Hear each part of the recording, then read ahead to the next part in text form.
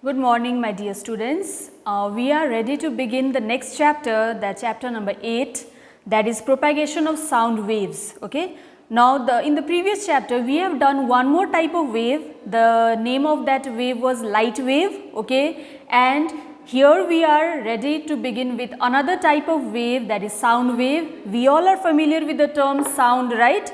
You need sound to produce the sensation of hearing in your ears. Okay. Now, sound waves, it is produced by a source and in between it travels through a medium and it reaches your ears. Okay. And when the sound wave strikes your ears, you are capable of hearing. Okay. So, we can now define sound as a form of energy that produces the sensation of hearing in our ears. Okay. Now, how to produce sound? It's very simple. You stretch a rubber band, just pluck it in the middle, it will start producing sound, and you can see the rubber band has started vibrating. Now, when you simply stretch the rubber band, it does not produce any sound, neither it vibrates, isn't it? So, in order to produce sound using the rubber band, you need to plug the rubber band and then make it vibrate.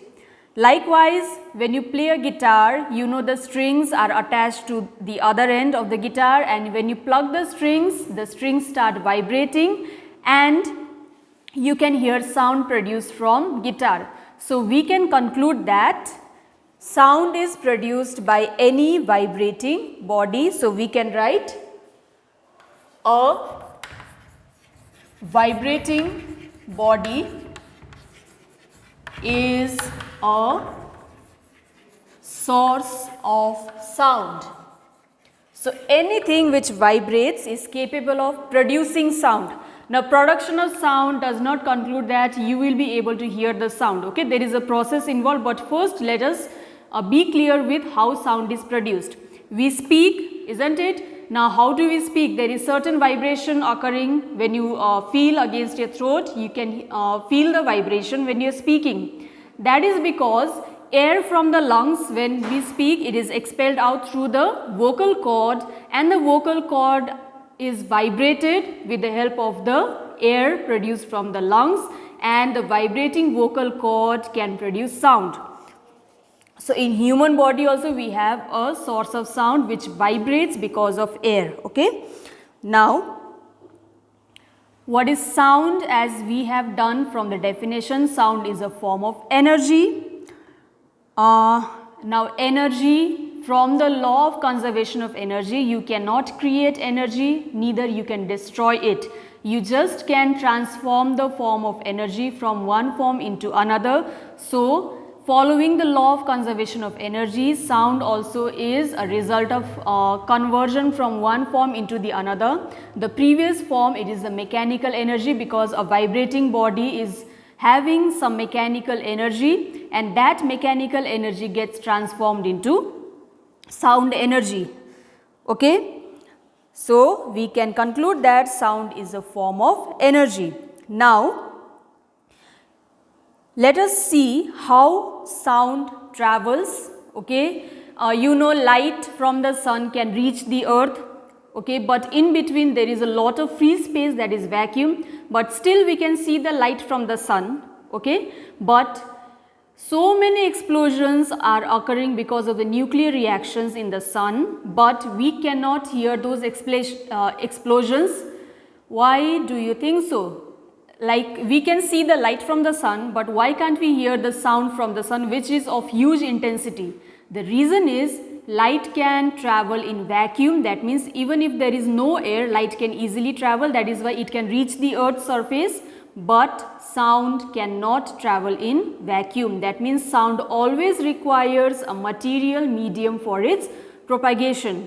So, there is an experiment which proves that sound propagation requires a material medium. Okay. It is called the bell jar experiment.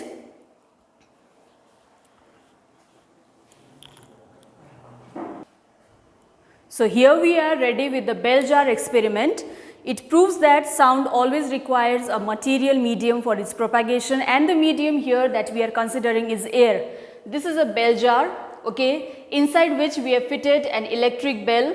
Okay, with the help of battery and key, we are going to put on or off the electric bell inside the bell jar, and at the bottom we have created a pump which will be pumping out the air, so that vacuum will be created inside the bell jar. Okay, for that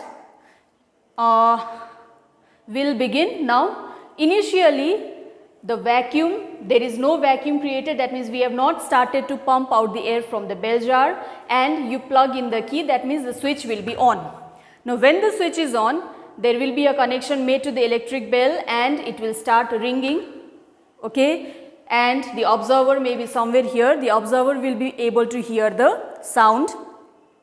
But after some time, when you start pumping out air to vacuum, you will see that, you will observe that the intensity of sound gradually decreases. Okay, and after some time you will observe that the bell is hitting the gong, but still you cannot hear the sound of the bell, though the key is on. Okay, the bell is ringing, but you cannot hear the sound. The reason behind you not hearing the sound is that there is a vacuum created inside the bell jar, due to which the sound is not able to travel from the electric bell to your ears. That is why it is proved using the bell jar experiment that sound cannot travel in vacuum.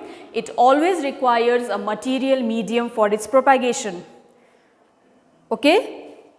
Now, the medium that you are choosing should be for propagation of sound, should be fulfilling certain requirements, certain requisites. Okay, so let me read out the requisites of the medium in which sound is going to propagate. Number 1, the medium must be elastic. Elastic means when the materials vibrate and hit the neighboring material, the previous material should be able to come back to its initial position. That means the material should not be propagating on its own, it should be itself, it should be actually just transferring the energy, and after transferring the energy the material has to come back, the particles of the material has to come back. That is the meaning of elastic material. The second one, the medium must have inertia. Now inertia is the property of any object to store mechanical energy. So if the material does not have inertia, it will not be able to store mechanical energy and it will not be able to transform into sound energy. So the second requisite is that the medium must have inertia. And third one, the medium should be frictionless. Okay, on hitting the medium should not be losing any energy. That is the meaning of the medium should be frictionless. So the requisites of the medium for sound propagation are as follows. Number 1, the medium must be elastic. Okay. Secondly, the medium must have inertia to store mechanical energy, and thirdly, the medium must be frictionless so that there is no loss in energy during propagation. So these are the requisites of the medium. Okay, and here we can find out a very important difference between sound and light energy. Sound cannot travel in vacuum, whereas light can easily travel in vacuum. That is the main point of difference between sound energy and light energy. Now, let us see how actually sound travels in a medium. Provided a medium which is capable of carrying the sound wave, how is the sound wave propagated from the source to the listener or the observer? Okay. You have air, suppose, as the medium. Okay. Once sound is produced, the medium will be rarefied. Okay, it will become far apart from each other. Then after some time again the medium will become compressed. So this is called rarefaction, and this is called compression. Okay, again it becomes rare, again it compresses. This is how energy is transferred in a medium when sound is propagated. So sound propagates in the form of compression and rarefaction in a medium. Okay. Now, since sound is a wave, we need to learn how is wave propagated. Okay, a wave, how is it produced? It is produced by a periodic disturbance at a point in a medium. You have seen when you throw a stone on water, that stone just acts as a disturbance. You throw it at one point, but you can see that the wave or the ripples is formed till quite a long distance. So that disturbance is the stone, and that stone will be transferring energy to the neighboring particles, and the neighboring particles in turn will be transferring energy to their neighboring particles. That is how sound propagates in a medium, or any wave propagates in a medium. Okay, and one thing you should be noting here is that due to propagation of wave in a medium, the particles of the medium vibrate about their mean positions. That means they just vibrate around the mean, that is the first initial position, but they do not get dislocated from their mean positions. Okay, so particles do not get transferred, it is the energy which gets transferred via the particles. Now, since sound is a wave, it is produced by a disturbance. Okay, let us learn a few terms related to a wave motion. Some terms related to a wave motion. The first term, you are familiar with the terms from your basics. Number one is amplitude. Okay, amplitude, let me read out the definition. When a wave passes through a medium, the maximum displacement of the particle of the medium on either side of its mean position is called the amplitude of wave. Okay, so if I just represent a wave like this with time and displacement in the y-axis, this is the representation of a wave. Okay, now it is the mean position. Now it is vibrating and it has reached a maximum point here, after which the displacement does not go further, it actually comes down, and here also it is the displacement in the opposite direction. So this is this much value, this much is called amplitude of the wave. So displacement, the maximum displacement of the particle from on either side, you can take this one or this one, they will be the same, on either side about their mean positions, is called amplitude of the wave. It is denoted by the letter A. So if I want to denote amplitude, it is simply small a, and the SI unit, since it is a displacement, SI unit of amplitude will be equal to meter because it is just a distance. Alright. Secondly, time period. It is the time taken by a particle of medium to complete one vibration. Okay.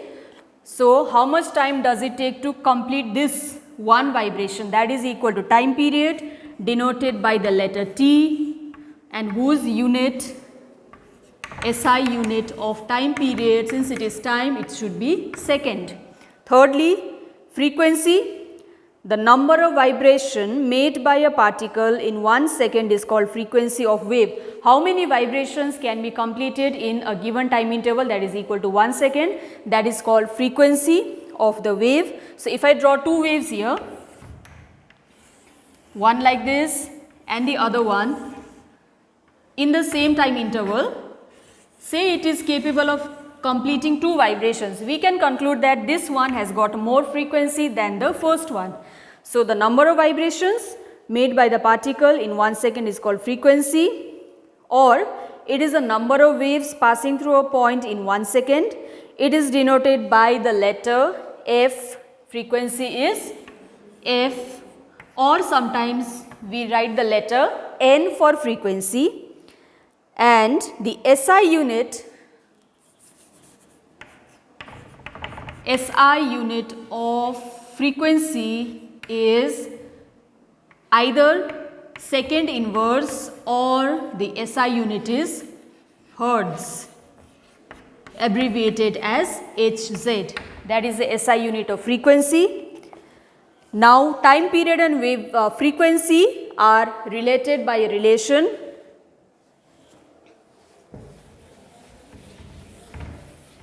time period and frequency are related by the relation t is equal to 1 by f or f is equal to 1 by t. So, they are just the reciprocals of each other. Next, wavelength. It is the distance travelled by the wave in one time period of vibration.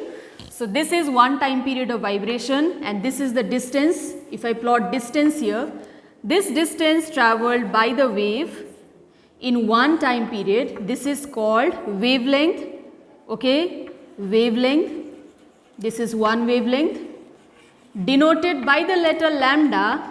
It is a new symbol to be used, lambda, okay, and the SI unit of this lambda or wavelength, SI unit of wavelength is equal to meter because it is also a distance, okay. Then wave velocity, the distance travelled by the wave in 1 second is called wave velocity, okay. So, wave will be travelling with a certain speed. The amount of distance travelled by the wave in 1 second is called the wave velocity denoted by the letter V, and the SI unit of V is equal to, like the velocity of other bodies, it is also equal to meter per second. Okay, that is all for today's class. In the next class, we will continue with the same chapter. We will be doing relationship between the wavelength, this lambda, wave velocity and frequency. These three are closely related by a relation, mathematical relation. We will do that in the next class. Thank you for your attention.